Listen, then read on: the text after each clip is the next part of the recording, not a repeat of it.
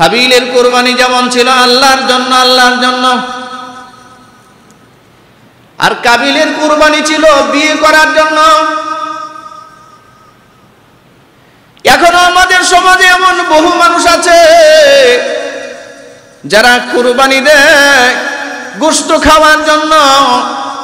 সমাজে বড় এক পশু কিনে সমাজে তার দাম্ভিকতা প্রকাশ করার জন্য কুরবানির পশু কিনে এটাকে মহড়া দেয়। মহড়া কে বলেন আপনারা?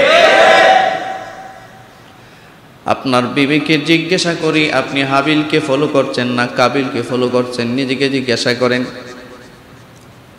আপনি গোশত খান, গোশত আরে গোশত তো সারা বছরই খান। কি হয় গোশত খাইলে? কি হয়? না খাইলেই বা কি হয়? কিন্তু একটা ইবাদতকে কেন বরবাদ করছেন আপনি? একটা ইবাদতকে কেন বরবাদ করছেন? আসেন নিয়ত করি যে আমি 20,000 টাকায় পারি, 50,000 টাকায় পারি, 1 লাখ টাকায় পারি, আমাকে আল্লাহ যা তৌফিক দেয় এটা দিয়েই আমি আমার রবের নামে কোরবানি করব। এটা হোক ছোট একটা পশু। আর মনে রাখবেন, কুরবানির পশু নিয়ে ক্রিটিসাইজ করবেন না কেউ। কুরবানির পশু কিনতে কেউ ঠগে না। আপনি এত পাণ্ডিত্যতা দেখাতে যাবেন না। একটা লোক কুরবানি পশু কিনেছে, আর একজন কিনে 5,000 টাকা বা 10,000 টাকা লাভ করেছে, বা সে গর্বে করে বলতেছে এই লোকটা ঠকছে এই পশুটা কিনে। কেন বলছেন আপনি এগুলো? এই কুরবানি পশুর সাথে ঠকা আর জিতার কি সম্পর্ক বলেন? কুরবানির পশুর সাথে ঠকা আর জিতার কি সম্পর্ক? এটা সম্পর্ক তো কবুলিয়তের সাথে। কি বলেন? ছোট্ট পশু আল্লাহ কবুল করতে পারে। আমাদের দেশে নাকি এমন ষাঁড়ও আছে, কত লাখ টাকা জানি দাম করতেছে, 50 লাখ। আবার আপনি 5,000 টাকা দিয়ে একটা ছাগলও কোরবানি দিতে পারেন। ওইটা কবুল নাও হতে পারে, এটা হতে পারে, আবার ওইটাও হতে পারে। এটা কার জানা? আল্লাহ। ভাই আসেন এটা পরিষ্কার করি। আপনি যতটুকুন দিয়ে পারেন, আল্লাহ আপনাকে যা দিয়া তৌফিক দিয়েছেন, হালাল যে সম্পদটুকুন আল্লাহ আপনাকে দিয়েছেন, ততটুকুন দিয়ে আপনি আপনার রবের নামে কোরবানি করেন। জানেন এটা একটা ত্যাগের বিষয়। ত্যাগের বিষয় কুরবানি, এটা একটা ত্যাগের বিষয়। এটা গোশত খাওয়ার বিষয় নয়, এটা ত্যাগের বিষয়। ইব্রাহিম আলাইহিস সালামকে দিয়ে কেন আল্লাহ কুরবানির প্রবর্তন করলেন পুনরায়? কারণ ইব্রাহিম আলাইহিস সালামের জীবনটাই পুরোটাই কুরবানিকৃত জীবন। কি বলেন? ত্যাগের জীবন, তিতিক্ষার জীবন। ইব্রাহিম আলাইহিস সালামের জীবন পুরোটাই ত্যাগের জীবন। হযরত ইব্রাহিম আলাইহিস সালাম নিজে তার নিজের রবকে খুঁজে নিয়েছেন। এমন একটা সম্প্রদায় ইব্রাহিম আলাইহিস সালামকে আল্লাহ তাআলা জন্ম দিয়েছেন, যার জন্মদাতা ছিল আজর। আজর বাবার নাম কি? আজর ঠাকুর। আজর নামে একটা মূর্তি ছিল। এই মূর্তিটার পূজা করত ইব্রাহিম আলাইহিস সালামের বাবা। এই জন্য মূর্তির নামে তার নাম রাখা হয়ে গেছে আজর। আবার পৃথিবী বিখ্যাত ঐতিহাসিক গ্রন্থ আল বিদায়া ওয়ান নিহায়া, এই কিতাবের ভিতরে আল্লামা ইবনে কাসির রাহিমাহুল্লাহ তিনি লিখেছেন না তার বাবার নাম ছিল তারাহ। যাই হোক, সেটা ভিন্ন এক আলোচনা। আজর বলেন আর তারাহ বলেন, তিনি ছিলেন হযরত ইব্রাহিম আলাইহিস সালামের বাবা। ইব্রাহিম আলাইহিস সালামের বাবা 3 পুরুষ আগেই বা 4 পুরুষ আগেই ছিল। নূহ আলাইহিস সালামের সন্তান, যার নাম ছিল শাম। এই শামের সাথে তার পৈতৃক সম্পর্ক ছিল, ধারাবাহিকতা ছিল। হে দুনিয়ার মানুষ, ইব্রাহিম আলাইহিস সালামের 3 জন ভাই ছিল। ভাই তিনি ছিলেন মেজু। এই আজরের ঘরে 3টা সন্তান ছিল। ইব্রাহিম আলাইহিস সালাম ছিলেন মেজু। যাই হোক, ইব্রাহিম আলাইহিস সালামের এক ভাতিজা, ছোট ভাই। এই ছোট ভাইয়ের ছেলে, তার নাম ছিল হযরত লূত আলাইহিস সালাম। লূত নবীর নাম শুনেন নাই? লূত আলাইহিস সালাম ইব্রাহিম আলাইহিস সালামের ভাতিজা ছিল। এটা এমন এক সময়ের কথা যখন পৃথিবীতে ঈমানদার নাই, কেউ নাই, কোনো ঈমানদার নাই, সব মূর্তি পূজক। সব রাজা বাদশা যা আছে সব মূর্তি পূজক, সবাই মূর্তি পূজা করে। সবাই ইব্রাহিম আলাইহিসসালাতু ওয়াসসালাম কোনোদিন মূর্তির সামনে মাথা নত করে নাই। এমন একটা সমাজে ইব্রাহিম নবীকে আল্লাহ জন্ম দিয়েছেন, যেই সমাজের ভিতরে বাবাও মূর্তি পূজা করে, মাও মূর্তি পূজা করে, আশেপাশে যা আছে সবাই মূর্তি পূজা করে, কিন্তু ইব্রাহিম নবী ছোট, তারপরে কোনোদিন মূর্তির সামনে মাথা নত করে নাই। এই কথা প্রমাণ করে আল্লাহ পাক তার মনোনীত বান্দা যাদেরকে করেন, এরা বুঝে থাকুক আর অবুঝেই থাকুক, যেখানেই থাকুক, আল্লাহ নিজের নিরাপত্তা দিয়ে শিরিক থেকে তারা হেফাজত করে, শিরক থেকে আল্লাহ তাকে বাঁচায় রাখে। ইব্রাহিম আলাইহিস সালাম বড় হলেন, তার রব খুঁজে, মালিক খুঁজে, মালিক আল্লাহ খুঁজে, কুরবানি কুরবানি। হে দুনিয়ার মানুষ, হে যুবক বন্ধুরা আমার, হে দুনিয়ার মানুষেরা, আপনাদেরকে বলি, যে ব্যক্তি তার রবের সন্ধান করে নাই, যে ব্যক্তি তার মালিকের সন্ধান করে নাই, এই ব্যক্তির সামনে মালিক কোনোদিন দেখা যায় না। মালিককে খুঁজে বের করা লাগে, ঠিক কিনা জোরে বলেন? মালিকের পথে হাঁটতে হয়, মালিককে খুঁজতে হয়, না খুঁজলে ধরা দেয় না, না খুঁজলে ধরা দেয় না। মালিককে খুঁজে বের করতে হয়, মালিকের রাস্তায় চেষ্টা করতে হয়। এই জন্য আল্লাহ পাক বলেন, ওয়াল্লাযীনা জাহাদু ফীনা লানাহদিয়ান্নাহুম সুবুলানা। আমার রাস্তায় যারা চেষ্টা করে, আমাকে যারা খুঁজে খুঁজে, আমাকে যারা আমাকে যারা খুঁজে বেড়ায়, আমাকে যারা তালাশ করে, আমার রাস্তায় যারা মুজাহাদা করে, জিহাদ করে, আমি আল্লাহ তার সমস্ত রাস্তা উন্মুক্ত করে দিই। ইব্রাহিম আলাইহিস সালাম তাকায় দেখে মা বাবা আত্মীয় স্বজন সবাই মূর্তি পূজায় চলে যায়, আর ইব্রাহিম আলাইহিস সালাম রাতের বেলায় আসমানের দিকে তাকায় দেখে চন্দ্র উঠছে,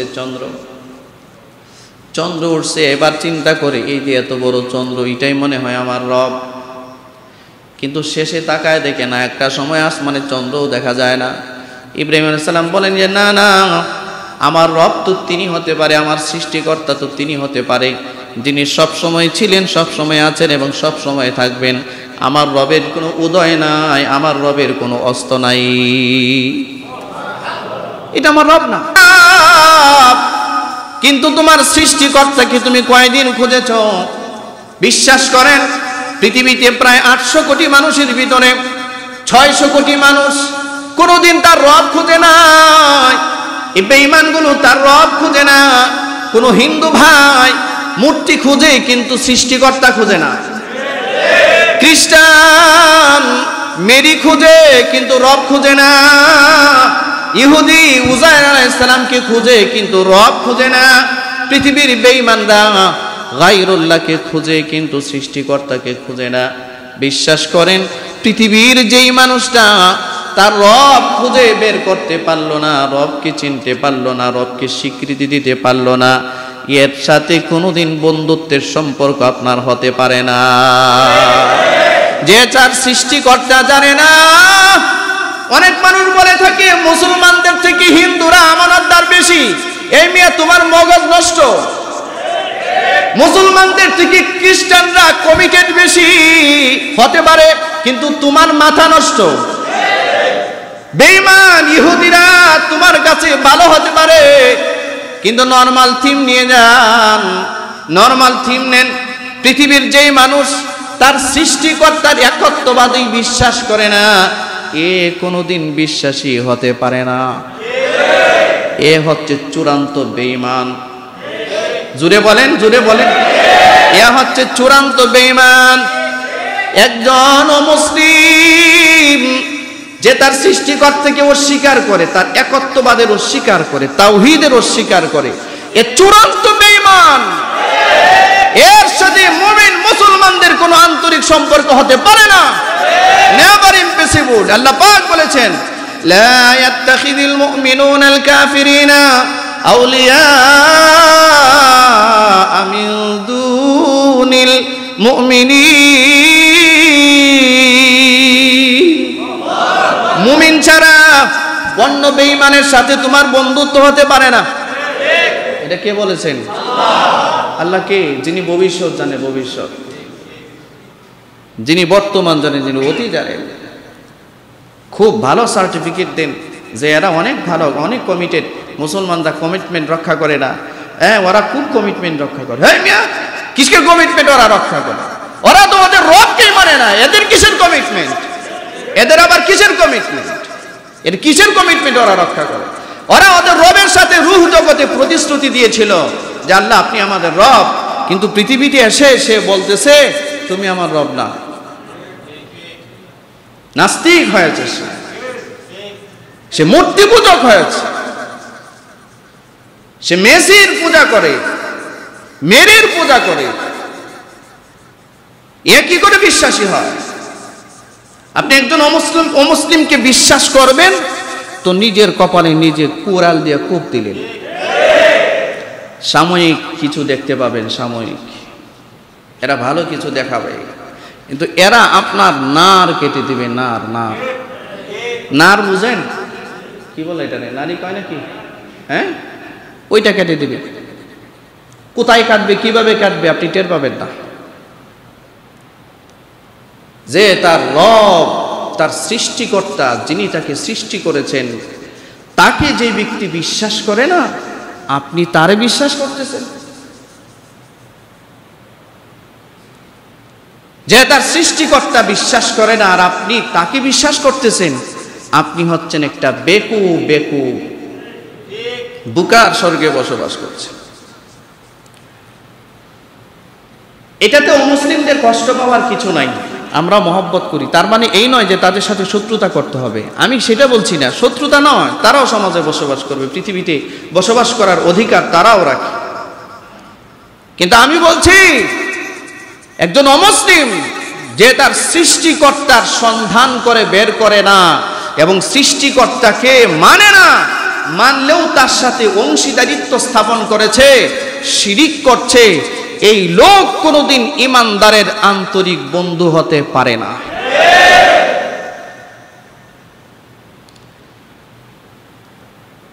সূরা মুমতাহিনার প্রথম আয়াতে আল্লাহ তাআলা ইরশাদ করছেন, ইয়া আইয়ুহাল্লাযীনা আমানু লা তাত্তাখিযুল ইহুদা, নাকি আয়াতটা এরকমই নাকি বন্ধুরা? ইয়া আইয়ুহাল্লাযীনা আমানু সূরা মুমতাহিনার শুরুতে প্রথম আয়াত খুঁজে বের করবেন। সূরা মুমতাহিনা স্পষ্ট করে প্রথম আয়াতে আল্লাহ নিষেধ করেছেন, হে ঈমানদারেরা, এই সব বেঈমানদের সাথে বন্ধুত্বের সম্পর্ক স্থাপন করতে যেও না, তাহলে জায়গায় মারা যাবে, ঈমানও হারা যাবে, সব হারাই যাবে, সব। পরিষ্কার, যেই লোক তার সৃষ্টিকর্তাকে চিনে না, বিশ্বাস করে না, এই লোক কখনোই আমানতদার হতে পারে না, পারে না, পারে না। কনসেপ্টটা ক্লিয়ার রাখেন। বেঈমান, বেঈমান ও চূড়ান্ত বেঈমান যে রবের স্বীকার করে না, সৃষ্টিকর্তার স্বীকার করে না, ও চূড়ান্ত বেঈমান। বলেন ও কি বেঈমান? ও চূড়ান্ত বেঈমান, অবিশ্বাসী। প্রিয় ভাইয়েরা আমার, ইব্রাহিম আলাইহিস সালাম মূর্তি পূজকের ঘরে জন্ম, কিন্তু মূর্তি পূজা করে না। চন্দ্র অস্ত যায়, বলে না চন্দ্র আমার রব না। সকালবেলায় সূর্য উঠছে, এবং ইব্রাহিম আলাইহিস সালাম মনে মনে বড় খুশি যে এইবার আমার রব উঠছে। সূর্যকে দেখে বলে এইটাই আমার রব। অবুঝত, দাওয়াত যায় নাই তো। সন্ধ্যাবেলা দেখি সূর্য আবার অস্ত গেছে। সূর্য অস্ত যায় না? ইব্রাহিম আলাইহিস সালাম বলবে না এটা আমার রব না। এই রব খুঁজে, রব, রব সৃষ্টিকর্তা খুঁজে, মালিক খুঁজে, মালিক যার ইবাদত করবে, মালিক খুঁজতেছে, মালিক। সন্ধ্যাবেলা সূর্য অস্ত গিয়েছে, ইব্রাহিম আলাইহিস সালাম বলে না না এটা আমার রব। আমার রব তো অস্ত যাবে না, সব সময় থাকবে। আল্লাহ তাআলা রাস্তা খুলে দিলেন। ওই সময়কার জালিম বাদশা ছিল নমরুদ। কি নাম? বলেন সুন্দর করে বলেন। নমরুদ, নমরুদ। পৃথিবীতে 4 জন বাদশা। কয়জন? গোটা ওয়ার্ল্ডে, সারা পৃথিবী, সূর্য যেখান থেকে উঠে যেখানে অস্ত যায়, মাশরিক থেকে মাগরিব, শিমাল থেকে জুনুব পর্যন্ত প্রত্যেক প্রত্যেকটা এলাকা গোটা পৃথিবীর শাসন করেছে 4 জন শাসক, এর মধ্যে 2 জন মুসলিম আর 2 জন কাফের। মুসলিম 2 জনের মধ্যে একজন হচ্ছেন হযরতে সুলাইমান আলাইহিস সালাম, আর একজন হচ্ছে হযরতে যুলকারনাইন। আর অমুসলিমদের ভিতরে কাফের ও শিকারকারীদের ভিতরে একজন হচ্ছে মিস্টার নমরুদ, আর একজন হচ্ছে বুখতে নসর।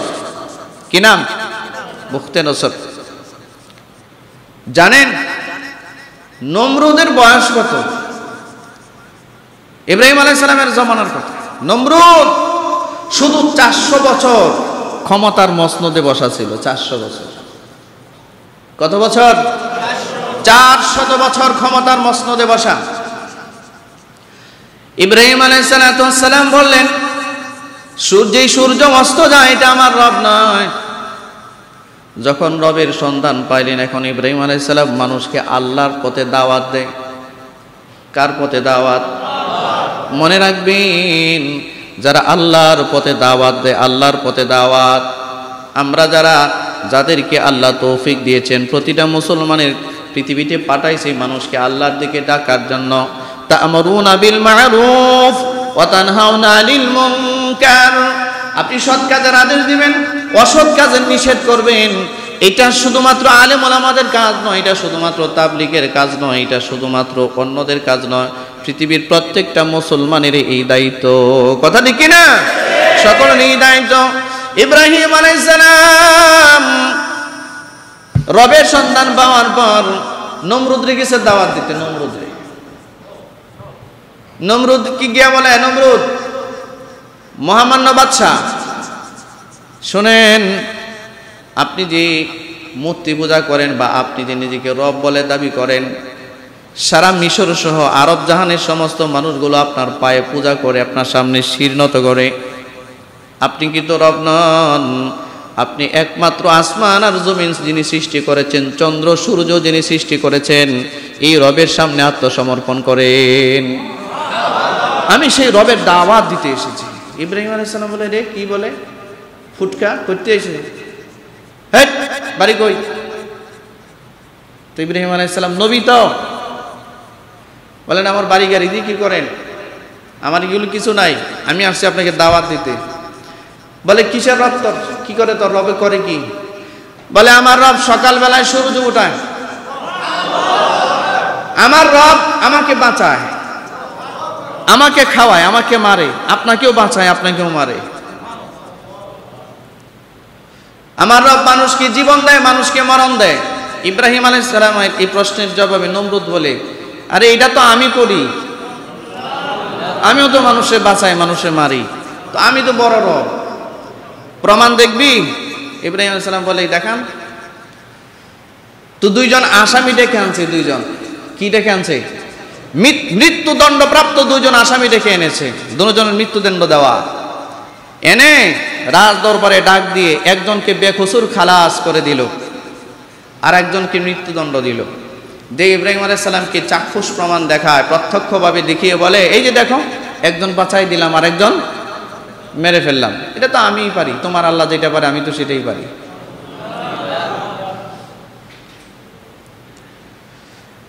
এই যে সাইকোলজির প্রয়োজন তখনই ছিল। ইব্রাহিম আলাইহিস সালাম বললেন, ঠিক আছে মানলাম, কিন্তু আমার আল্লাহ তো আর একটা পারে, এটা আপনি পারেননি। কি পারে তোমার আল্লাহ? ইব্রাহিম আলাইহিস সালাম বলেন, আমার আল্লাহ প্রতিদিন সকাল বেলায় পূর্ব আকাশে সূর্য উঠায়, আর বিকেল বেলায় পশ্চিম আকাশে সূর্য ঢলায়। তুমি যদি রব হয়ে থাকো তাহলে দেখি তোমার ক্ষমতা, তুমি প্রতিদিন সকাল বেলায় পশ্চিম আকাশে সূর্য উঠায় দেখো, সূর্যটা একটু পশ্চিম আকাশে উঠাইবা আর পূর্ব আকাশে অস্ত নিবা। এটা যদি করো তাহলে আমি তোমার রব মানতে সমস্যা নেই। নমরুদের বাপের ক্ষমতা আছে? হ্যাঁ, সারা পৃথিবীর সব জালিমরা একসাথে মিলিয়ে পারবে? যুক্তিতে যখন হেরে গেছে, যুক্তি শুনেন, ইসলাম যুক্তি সম্পন্ন একটা ধর্মের নাম। অযৌক্তিক কোনো কথাবার্তা ইসলামের ভিতরে আপনি পাবেন না। সাইকোলজি দিয়ে, সমস্ত যুক্তি দিয়ে, টেকনোলজি দিয়ে, সব কিছু দিয়ে ইসলাম পূর্ণ। কারণ এটা আল্লাহর মনোনীত ধর্ম। ইন্নাদ দীনা ইনদাল্লাহিল ইসলাম, আল্লাহর কাছে গ্রহণযোগ্য অ্যাকসেপ্টেবল ধর্মের নাম হচ্ছে ইসলাম, যেটা যৌক্তিক ধর্ম, যেটা গোটা বিশ্ব মানবতার কল্যাণমুখী একটা ধর্ম। সুবহানাল্লাহ। ইব্রাহিম আলাইহিস সালাম বললেন, পারবেন? নমরুদ বলে, এটা তো পারবো না। তো ইব্রাহিম আলাইহিস সালাম বলে, তাহলে সারেন্ডার করেন। নমরুদ বলে, সারেন্ডার করতে পারবো না, তোমার আল্লাহরে ডাকো, আমি যুদ্ধ করবো। যুদ্ধ কি করবে? বলছে সারেন্ডার করতে, কিন্তু করবে কি? ইব্রাহিম আলাইহিস সালাম বলে, আল্লাহ এই বেহুদার বাচ্চায় কয় কি সে নাকি আপনার সাথে যুদ্ধ করবে। আল্লাহ বলেন, ঠিক আছে, তাহলে তার বাহিনী নিয়ে রেডি হইতে বলো, তারে রেডি হইতে বলো, আমি আমার বাহিনী ঠিক করতেছি। নমরুদ বাহিনী রেডি করছে, বিশাল বাহিনী, বিশাল। 400 বছর যে ব্যক্তি ক্ষমতার মসনদে ছিল, 400 বছর বানিয়ে বলছি না, আল বিদায়া ওয়ান নিহায়া, পৃথিবী বিখ্যাত একমাত্র গ্রহণযোগ্য ইসলামিক হিস্টোরির কিতাব আল্লামা ইবনে কাসির রাহিমাহুল্লাহ, সারা বিশ্বজাহানের ভিতরে একজন গ্রহণযোগ্য ব্যক্তিত্ব। ইবনে কাসিরের তাফসির ইবনে কাসিরের লেখক, তিনি লিখেছেন তাফসিরে এই ইবনে কাসিরের প্রথম খণ্ডে, আপনার আল বিদায়া ওয়ান নিহায়ার প্রথম খণ্ডের 338 থেকে 342 নম্বর পৃষ্ঠায় তালাশ করলে এই কথাগুলো আপনারা পাবেন। তিনি লিখেন, 400 বছর পর্যন্ত মিস্টার নমরুদ ক্ষমতা, তার বাহিনীটা কত বড় হতে পারে? সে ব্যক্তি বিশাল বাহিনী, তার ফৌজ, তার সেনাবাহিনী রেডি করেছে। কার সাথে যুদ্ধ করবে? এবার আল্লাহ তাআলা তার বাহিনী পাঠায় দিলেন। কি নাম? আসতে বলেন দেখি। এটা মারতে কি আল্লাহর বিশাল বাহিনী পাঠাবার দরকার আছে? মশাই তো যথেষ্ট। কি বলেন? একটা মশা পাঠান নাই, বাহিনী পাঠাইছে, বাহিনী আসছে। ওই দিন আল্লাহ পাক তার নিয়োগপ্রাপ্ত বাহিনী যখন পাঠায়, এই পরিমাণ মশা পৃথিবীতে এসেছিল, মশার কারণে ওই দিন পৃথিবীর মানুষ আর সূর্যের আলো দেখতে পায় নাই। শুধু মশা আর মশা। ঠিক তদ্রূপ ভাবে পঙ্গপালের আযাব পৃথিবীতে আল্লাহ যখন পাঠিয়েছিল, তখন সূর্যের আলো মানুষ দেখতে পায় নাই। এখনো মাঝে মধ্যে পঙ্গপাল যখন আক্রমণ করে, সূর্যের আলো মানুষ দেখতে পাবে না। টোটাল মশা এসে তার যে বাহিনী অস্ত্র শস্ত্র নিয়ে রেডি ছিল, সবগুলোকে অ্যাটাক করেছে। খুব শক্তিশালী বাহিনী পাঠাইছে আল্লাহ। কি বলেন আপনারা? নমরুদের বাহিনী তো হামান কামান নিয়ে রেডি, কিন্তু মশা এসে, ওই মশাগুলির কোয়ালিটি এমন কোয়ালিটি, ওরা খালি মানুষের শরীরে কামড় দিত না, মাংসও খেয়ে ফেলত। লক্ষ লক্ষ নমরুদের বাহিনী যারা আল্লাহর বিরুদ্ধে জিহাদে নেমেছিল, যুদ্ধে নেমেছিল এবং যুদ্ধ ঘোষণা করেছিল, প্রত্যেকটা মশা ওই বাহিনীর প্রতিটা মানুষের শরীরে বসে মাংসগুলো খেয়ে শুধু হাড্ডিগুলো ফেলে রেখেছে। এই আল্লাহু আকবার আসতে বললেন যে, জোরে বলেন আল্লাহু আকবার। পৃথিবীর স্বৈর শাসক জালিমদেরকে ধ্বংস করার জন্য বিশাল বাহিনীর প্রয়োজন পড়বে না, শুধু মশা পাঠাইলেই চলবে। সেই মশা মনে হয় এখন আর আল্লাহর কাছে স্টক নাই। এখন মনে হয় আর নাই, আছে। তো যেই মালিক নমরুদকে দেখে, এই মালিক মনে হয় অন্য কাউকে দেখে না। এই মালিক মনে হয় ট্রাম্পে দেখে না, মোদিরে দেখে না, দেখে দেখে ওয়াইট এন্ড সি। প্রিয় ভাইয়েরা আমার, এই মশাগুলো এমন ভাবে আক্রমণ করেছে, নমরুদের টোটাল বাহিনীটাকে খেয়ে একেবারে শুধুমাত্র হাড্ডিগুলো জমিনে পড়েছিল। হাড্ডি হাড্ডি পড়ে আছে, মশা খেয়ে সবাই চলে গেছে, যুদ্ধ শেষ। নমরুদ যখন দেখছে সর্বনাশ, এগুলো কি আসতেছে, কিচ্ছু দেখা যায় না, তখন সে তার স্পেশাল ব্রাঞ্চ নিয়ে নিজে নিরাপত্তায় চলে গেছে। দেখেন না, এরকম নিরাপত্তায় জায়গা না, স্পেশাল ব্রাঞ্চ স্পেশাল ভবনে থাকে, নিরাপত্তায় চলে গেছে। আল্লাহ বলে, ঠিক আছে তুমি নিরাপত্তায় যাও, তোমারটা পরে। বাকি তার বাহিনী আল্লাহ শেষ করলেন। শেষ করার পরে একটা মশা, যেটা একেবারে ল্যাংরা, ল্যাংরা বোঝেন তো, বাঙ্গা টুঙ্গা পা আর কি, প্রতিবন্ধী। তারে বললেন যে তুমি তারে গিয়ে খাওয়া লাগবে না, ও যখন শ্বাস টান দিবে নাকের ছিদ্র দিয়ে খালি স্টেশনে চলে যাবা। ল্যাংড়া বসা কার হুকুম তামিল করে? আসলো ওই যে নিশ্চিদ্র নিরাপত্তার চাদর, কিসের এটা কথা আছে না, নিশ্চিদ্র নিরাপত্তার চাদর ভেদ করে একদম নাক বরাবর গিয়ে মূল স্টেশন যেটা স্পেস, তার স্পেসে চলে গেছে। তো আল্লাহ ওহি পাঠায় মশার কাছে আর বলে তোমার কাজ হলো, দায়িত্ব হলো, এ যখনই একটু ঘুম আসবে তখনই কামড় দিবা, যখনই ঘুমাবার চেষ্টা করবে তখনই কামড় দিবা। এইভাবে মশা এইখানে মূল স্টেশনের দায়িত্ব পালন করেছে 400 বছর। সুবহানাল্লাহ আসতে বললেন।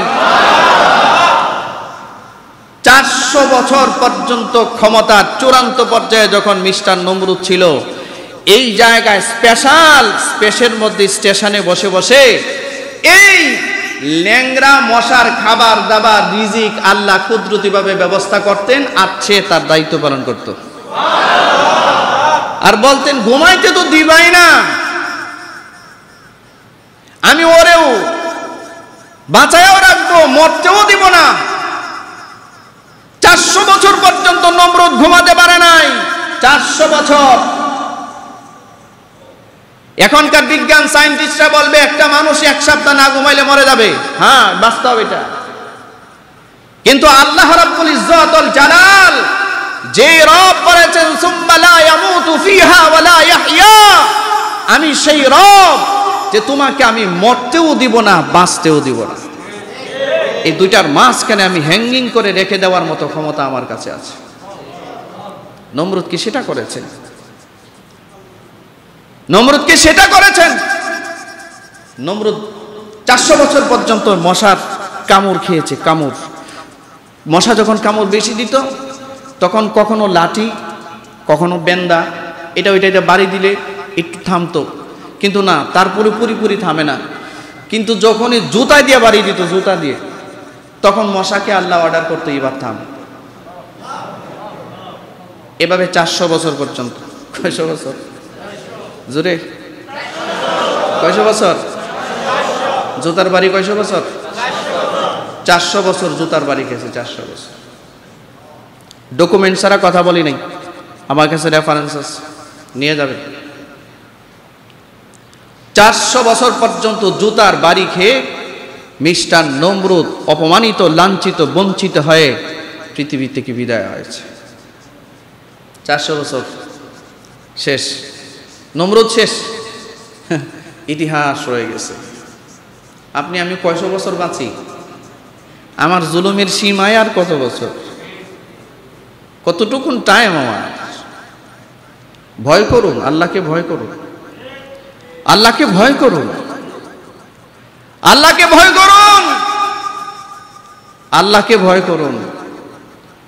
নমরুদকে শায়েস্তা করেছে আল্লাহ একটা ল্যাংড়া মশা দিয়ে। ল্যাংড়া মশা গোটা পৃথিবীকে ঘরের ভিতরে ঢুকিয়ে দিয়েছে। না দেখা একটা ভাইরাস, একটা করোনা, এইটার এফেক্ট কোথায় গিয়ে পড়তে পারে, কি পরিমাণ হতে পারে?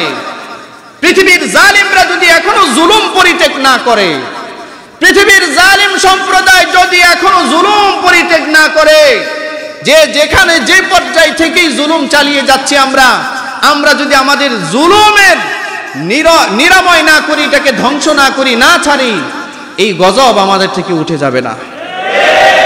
জুলুম পরিত্যাগ করতে হবে।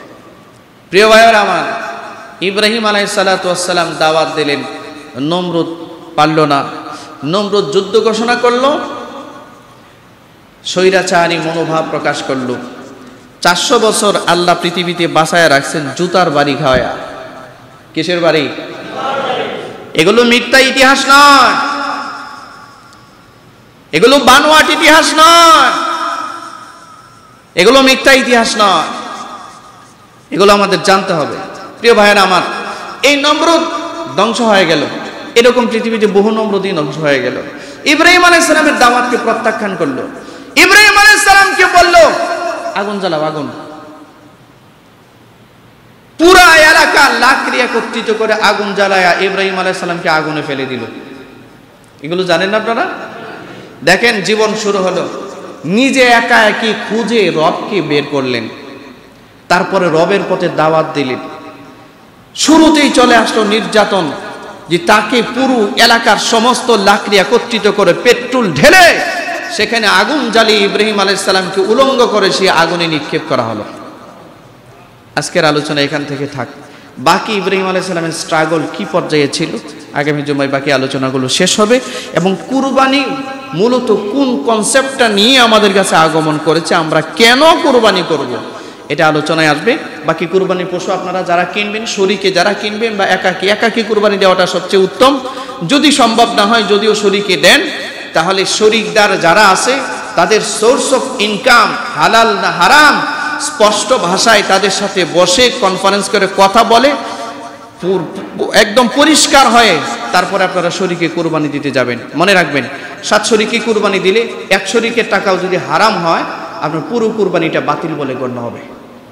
এই জন্য এই জিনিসটা খেয়াল রাখবেন। মনে থাকবে তো ইনশাআল্লাহ? আল্লাহ তুমি তৌফিক দান করো, বলুন আমিন। ওয়া আখিরু দাওয়ানা আলহামদুলিল্লাহি রাব্বিল আলামিন। যারা কাবলা জুমা পড়ে নেই, কাবলা